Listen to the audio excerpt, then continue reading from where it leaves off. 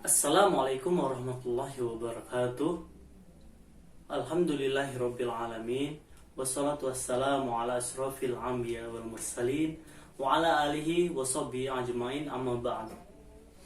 Pertama-tama marilah kita panjatkan puji dan syukur kita kehadirat Allah Subhanahu wa taala, karena berkat karunia-Nya kita masih diberikan kesehatan, kesempatan hingga kita bisa melaksanakan perkuliahan studi kitab tafsir pada jam yang telah ditentukan. Dan tak lupa pula salawat beriring salam marilah kita junjukkan kepada Nabi Allah Muhammad SAW, karena dengan bersolawat kepadanya insya Allah kita mendapatkan syafaatnya di yaumil akhir nanti. Amin amin ya rabbal alamin. Baiklah, saya di sini selaku moderator dari kelompok 4 dalam mata kuliah studi kitab tafsir dengan judul makalah kami yaitu Tafsir Al-Jami' li Ahkam Al-Quran karya Al-Qurtubi. Dan kami beranggotakan 4 orang, yaitu saya sendiri, lalu ada teman saya Nurul Sakinah, Tri Astuti, dan Ahmad Zailani.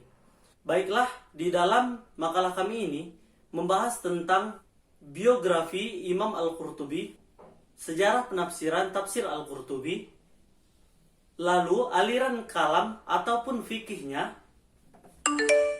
metode penulisannya, corak penafsirannya, karakteristik penafsirannya, dan sistematika cara penulisan di dalam tafsir ini.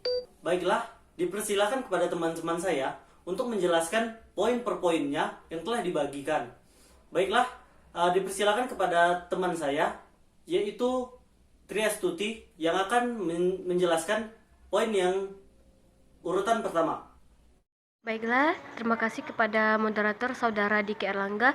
Baiklah, saya akan menjelaskan yaitu metode penulisan. Langkah-langkah yang dilakukan oleh Al-Qurtubi dalam menafsirkan Al-Quran dapat dijelaskan dengan perincian sebagai berikut. 1. Menyebutkan ayat. 2. Menyebutkan poin-poin masalah ayat yang dibahas ke dalam beberapa bagian. 3. Memberikan kepuasan dari segi bahasa. 4. Menyebutkan ayat-ayat yang berkaitan dan hadis-hadis dengan menyebutkan sumber dalilnya. 5. Mengutip pendapat ulama dengan menyebutkan sumber-sumbernya sebagai alat untuk menjelaskan hukum-hukum yang berkaitan dengan pokok bahasan. 6. Menolak pendapat yang dianggap tidak sesuai dengan ajaran agama Islam. 7. Mendiskusikan pendapat ulama dengan argumentasi masing-masing. Setelah itu melakukan tarjih dan mengambil pendapat yang dianggap paling benar. Langkah-langkah ditempuh Al-Qurtubi ini masih mungkin diperluas bagi dengan melakukan penelitian yang lebih seksama. Satu halnya yang sangat menonjol adalah adanya penjelasan panjang lebar mengenai persoalan fikih, merupakan hal yang sangat mudah ditemukan dalam tafsir ini. Dengan memperhatikan pembahasan yang demikian mendetail, kiranya dapat diambil kesimpulan bahwa metode yang dipakai adalah metode tahlili. Baiklah, yang kelima yaitu corak penafsiran. Para pengkaji tafsir memasukkan tafsir karya Al-Qurtubi ke dalam tafsir yang mempunyai corak fikih, sehingga sering disebut sebagai tafsir ahkam. Karena dapat menafsirkan ayat-ayat Al-Quran, ia banyak mengaitkannya dengan persoalan hukum dalam penafsirannya. Al-Qurtubi sangat detail dalam urusan hukum. Ia tidak meninggalkan untuk membahas ayat lain selain ayat-ayat hukum. Al-Qurtubi juga tidak memunculkan diskusi-diskusi klasik mengenai persoalan fikih, hal yang membedakan corak tafsir Al-Qurtubi dengan tafsir-tafsir lain. Baiklah, itu saja yang dapat saya sampaikan. Lebih dan kurangnya saya mohon maaf. Saya akhiri. Wassalamualaikum warahmatullahi wabarakatuh. Baiklah, itu tadi penjelasan dari Saudari Tri Astuti yang telah menjelaskan pemaparan singkatnya. Lalu dipersilakan lagi kepada Saudari Nurul Sakinah untuk menjelaskan poin per poin yang telah dibagikan per orang masing-masing. Baiklah, dipersilakan kepada Saudari Nurul Sakinah. Assalamualaikum warahmatullahi wabarakatuh. Baiklah, saya Nurul Sakinah NIM 1965-1013 akan menyampaikan mengenai biografi Imam Al-Qurtubi. Nama lengkap beliau yaitu Abu Abdillah Muhammad bin Ahmad bin Abu Bakar bin Farrokh Al-Ansori Al-Khazraji Al-Andalusi Al-Qurtubi. Al-Qurtubi sendiri merupakan nama suatu daerah di Andalusia atau sekarang dikenal dengan Spanyol, yaitu Cordoba, yang dinisbahkan kepada Imam Abu Abdillah Muhammad, tempat di mana beliau dilahirkan. Tidak ada keterangan yang jelas mengenai kapan beliau dilahirkan, namun yang jelas Al-Qurtubi hidup ketika Spanyol berada di bawah kekuasaan dinasti Muwahhidun dan berpusat di Afrika Barat dan Bani Ahmar di Granada pada tahun 1232 sampai 1492 Masehi, yaitu sekitar abad ke-7 Hijriah atau 13 Masehi. Di sanalah ia mempelajari bahasa Arab, syair, Al-Quran Al-Karim, fikih, nahwu, qiraat, ilmu balaghah, ulumul Quran, dan juga ilmu-ilmu lainnya. Setelah itu, beliau datang ke Mesir dan menetap di sana. Beliau meninggal dunia di Mesir pada malam Senin, tepatnya pada tanggal 9 Syawal tahun 671 Hijriah. Makamnya berada di Elmenia, di timur barat Sungai Nil, dan sering diziarahi oleh banyak orang sebagai wujud penghormatannya. Kemudian, beliau merupakan salah seorang hamba Allah yang soleh dan ulama yang sudah mencapai tingkat ma'rifatullah. Beliau juga sangat zuhud terhadap kehidupan dunia atau tidak menyenanginya. Bahkan dirinya selalu disibukkan oleh urusan-urusan akhirat. Usianya dihabiskan untuk beribadah kepada Allah Subhanahu wa taala dan menyusun kitab.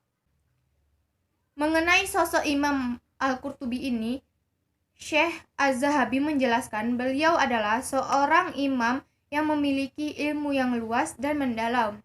Beliau memiliki sejumlah karya yang sangat bermanfaat dan menunjukkan betapa luas pengetahuannya dan sempurna kepandaiannya. Guru-guru Imam Al-Qurtubi diantaranya yang pertama, Imam Al-Muhaddits Ibnu Muhammad Abdu Al-Wahhab Ibnu Rawat. Yang kedua, Abu Al-Abbas Ahmad Ibnu Umar Ibnu Ibrahim Al-Maliki Al-Qurtubi.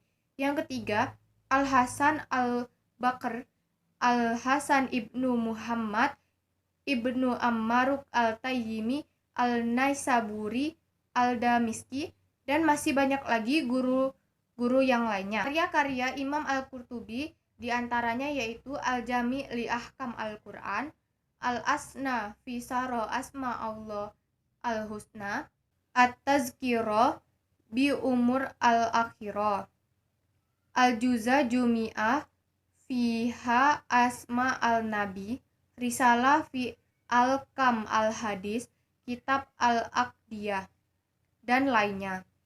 Selanjutnya yaitu Sejarah Penulisan Tafsir Al-Jami' li Ahkam Al-Quran karya Al-Qurtubi.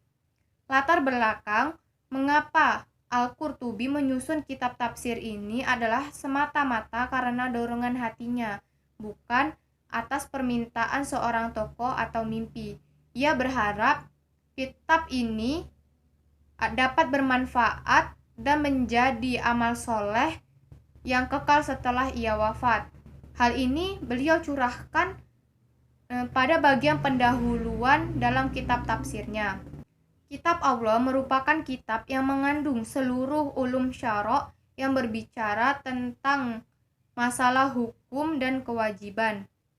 Aku pikir harus menggunakan hidupku dan mencurahkan karunia ini untuk menyibukkan diri dengan Al-Quran dengan cara menulis penjelasan yang ringkas yang memuat intisari-intisari tafsir, bahasa, i'rab, qiraat, menolak penyimpangan dan kesesatan, menyebutkan hadis-hadis Nabi dan sebab turunnya ayat sebagai keterangan dalam menjelaskan hukum-hukum Al-Quran, Selanjutnya, mengumpulkan penjelasan makna-maknanya sebagai penjelasan ayat yang samar dengan menyertakan kaul-kaul ulama salaf dan khalaf. Aku melakukannya untuk mengenang diriku sebagai tabungan dalam hidupku dan amal soleh setelah aku mati. Yang selanjutnya yaitu aliran kalam dan fikihnya. Al-Qurtubi memang terkenal beraliran fikih al-Maliki. Berdasarkan mazhab Al-Qurtubi, ia tetap pada pendiriannya untuk mengikuti mazhab Maliki yang dianutnya. Akan tetapi, ia tidak terhegemoni dan tidak fanatik pada mazhabnya. Baginya mazhab Maliki merupakan warisan pemikiran dan tamadun dari ulama dalam menyebarkan Islam di Andalusia ketika itu. Ini dibuktikan dari hasil pelacakan penulis seorang peneliti tentang tokoh Al-Qurtubi, yaitu Al-Qasabi Mahmud Zalat.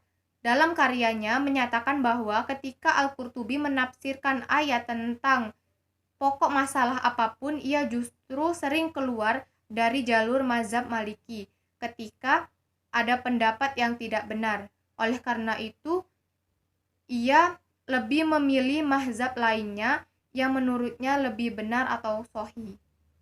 Mungkin hanya itu yang dapat saya sampaikan, akan dilanjutkan oleh rekan saya. Baiklah, itu tadilah penjelasan atau pemaparan singkat dari Nurul Sakinah. Baiklah, dipersilakan kepada Ahmad Zailani untuk menjelaskan karakteristik tafsirnya dan sistematika penulisannya. Dipersilakan kepada Saudara Ahmad Zailani. Assalamualaikum warahmatullahi wabarakatuh. Perkenalkan, nama saya Ahmad Zailani. Saya akan meneruskan penjelasan dari saudara kita tadi, Nurul Sakinah. Penjelasan yang selanjutnya yaitu karakteristik tafsir. Persoalan menarik yang terdapat dalam tafsir ini dan perlu untuk dicermati adalah pernyataan yang dikemukakan oleh Al-Qurtubi dalam mukaddimah tafsirnya yang berbunyi wasurti fi hadzal kitab idafatul aqwalu ila qailiha wal hadithu ila musanifiha fa innahu yuqalu min barakatil ilmi ayyudafu qawlu ila qailihi. Syarat saya dalam kitab ini adalah menyandarkan semua perkataan kepada orang yang mengatakannya dan berbagai hadis kepada pengarangnya. Karena dikatakan bahwa di antara berkah ilmu adalah menyandarkan perkataan pada orang yang mengatakannya. Yang selanjutnya yaitu sistematika penulisan. Dalam penulisan kitab tafsir dikenal adanya 3 sistematika. Yang pertama, sistematika musafi, yaitu penyusunan kitab tafsir dengan berpedoman dengan pada tertib susunan ayat-ayat dan surah-surah dalam mushaf dengan dimulai dari surah Al-Fatihah, Al-Baqarah dan seterusnya sampai surah An-Nas. Berdasarkan kronologis turunnya surah-surah Al-Quran dan yang kedua sistematika nuzuli, yaitu dalam menafsirkan Al-Quran berdasarkan kronologis turunnya surah-surah Al-Quran. Yang ketiga sistematika madui, yaitu menafsirkan Al-Quran berdasarkan topik-topik tertentu dengan mengumpulkan ayat-ayat yang ada hubungannya dengan topik tertentu. Kemudian ditafsirkan Al-Qurtubi dalam menulis kitab tafsirnya melalui dari surah Al-Fatihah dan diakhiri dengan surah An-Nas. Dengan demikian ia memakai dengan sistematika musafi, yaitu dalam menafsirkan Al-Quran sesuai urutan ayat-ayat dan surah-surah yang terdapat dalam mushaf.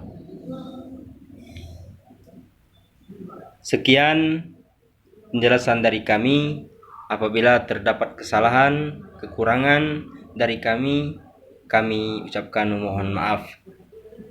Dan jikalau ada benarnya, itu datangnya dari Allah Subhanahu wa taala. Saya tutup dengan membaca Assalamualaikum warahmatullahi wabarakatuh. Baiklah, itu tadi adalah pemaparan singkat dari teman-teman sekalian. Diharapkan kepada teman-teman sekalian agar bisa memahami apa yang dijelaskan oleh rekan-rekan saya tadi. Baiklah, di sini saya akan menjelaskan kesimpulan dari makalah kami Al-Jami' li Ahkam Al-Quran karya Imam Al-Qurtubi adalah salah satu kitab tafsir yang sangat fenomenal karena merupakan kitab tafsir yang terlengkap dalam membahas fikih di eranya. Kitab tafsir ini juga mencakup berbagai macam fikih lainnya, walaupun di dalam kitab ini juga memperhatikan balaghah, naskh wal mansukh lainnya. Berarti dengan melihat kitabnya yang memuat pembahasannya secara mendetail, berarti kita bisa mengambil kesimpulan bahwa kitab ini menggunakan metode tahlili. Karena di dalam kitab ini berusaha menjelaskan seluruh aspek di dalam Al-Quran yang dituju kepadanya. Baiklah, itu saja kesimpulan yang bisa saya sampaikan. Lebih dan kurang saya mohon maaf. Dan setelah ini akan ada sesi tanya jawab di dalam perkuliahan kita. Diharapkan kepada teman-teman untuk menanyakan apa saja yang tidak jelas menurut teman-teman. Insya Allah kami akan menjawabnya sebisa mungkin kami. Baiklah, saya tutup. Wabillahi taufiq wal hidayah. Wassalamualaikum warahmatullahi wabarakatuh.